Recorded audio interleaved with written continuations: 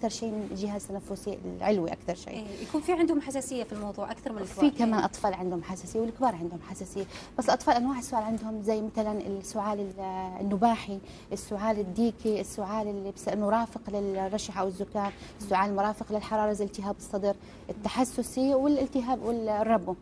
السعال النباحي بكون عاده الطفل يصاب، طبعا بكون مصدر مكانه الحنجره. الحنجره عاده هي اللي بيطلع منها الصوت بيكون عادي، لما يصير في اي انتفاخ او اي التهاب في الحبال الصوتيه بتغير الصوت. فبصير الطفل لما ينصاب ببعض الفيروسات انه الحنجره تتورم، الحبال الصوتيه تتغير، فبيؤدي لتغيير صوته، فبيصحى في اخر الليل يكح كحه غريبه لدرجه انه اهله يخافوا كثير من صوت الكحه. فبنسميه احنا السعال النباحي.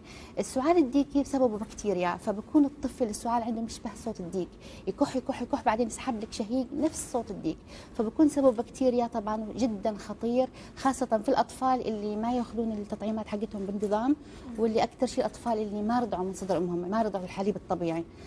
عندك ايوه لانه حليب الام كثير بيساعد على الحمايه من امراض كثير اول سنتين سبحان الله.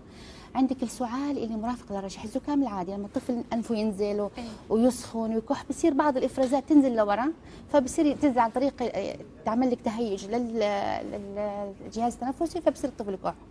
السعال المرافق للحراره زي التهاب الرئه، مثل الاطفال بصير عندهم التهاب رئوي شديد بسبب انه اخذ عدوى من اي احد، فبتصير عنده سعال، بكون عاده سعال بلغمي او ما هو يعني السعال فيه بعض الافرازات. السعال التحسسي او الربو بكون سعال جاف بسبب انه يا اما وراثه عندهم حساسيه في العائله